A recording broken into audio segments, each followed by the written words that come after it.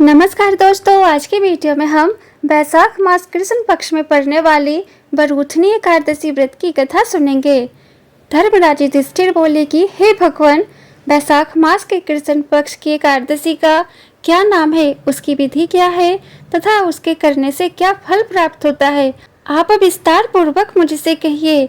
मैं आपको नमस्कार करता हूँ। श्री कृष्ण कहने लगे कि हे राजेश्वर, इस एकादशी का नाम बरूथनी है। यह सौभाग्य देने वाली, सब पापों को नष्ट करने वाली तथा अंत में मोक्ष देने वाली है।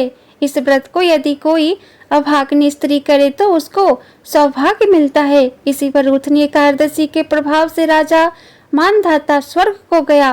बरूथनी एकादशी का फल 10,000 वर्ष तक तप करने के बराबर होता है।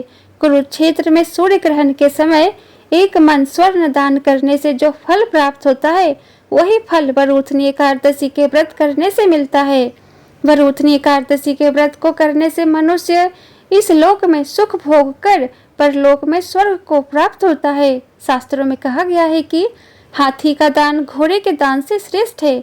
हाथी के दान से भूमि दान, भूमि के दान से तिलों का दान, तिलों का दान से स्वर्ण का दान तथा स्वर्ण के दान से अन्न का दान श्रेष्ठ है। अन्नदान के बराबर कोई दान नहीं है। अन्नदान से देवता, पितर और मनुष्य तीनों तृप्त हो जाते हैं। शास्त्रों में इसको कन्यादान के बराबर माना जाता है। बरूथनी एकादशी व्रत से अन्नदान तथा कन्यादान के बराबर फल मिलता है। जो मनुष्य लोभ के बस होकर कन्या का धन लेते हैं, वे प्रलय काल तक नरक में वास करते हैं या उनको अगले जन्म में विलाप का जन्म लेना पड़ता है। जो मनुष्य प्रेम एवं धन सहित कन्या का दान करते हैं, उनके पुण्य को चित्रगुप्त भी लिखने में असमर्थ है। उनको कन्यादान का फल मिलता है। इसकी कथा मैं कहता हूँ, ध्यान से सुनो। प्राचीन काल में नर्मदा नदी के तट पर मानधाता नामक राजा राज्य करते थे। वह अत्यंत दानशील तथा तपस्वी थे। एक दिन जब वह जंगल में तपस्या कर रहे थे, तभी ना जाने कहां से एक जंगली भालू आया और राजा का पैर चबाने लगा। राजा पूर्ववत अपनी तपस्या में लीन रहे। कुछ देर बाद पैर चबाते चबाते भालू राजा को घसीटकर पास के जंगल में ले गया। राजा बहुत घबराया, मगर तापस धर्म अनुकूल उसने क्रोध और हिंसा न करके भगवान विष्णु से प्रार्थना की। करुण भाव से भगवान विष्णु को पुकारा। उसकी पुकार सुनकर भगवान श्री हरि विष्णु प्रकट हुए और उन्होंने चक्र से भालू को मार डाला। राजा का पैर भालू पहले ही खा चुका था। इससे राजा बहुत ही शोकाकुल हुए। उन्हें दुखी देखकर भगवान विष्णु बोले, हे वत्स, शोक मत करो।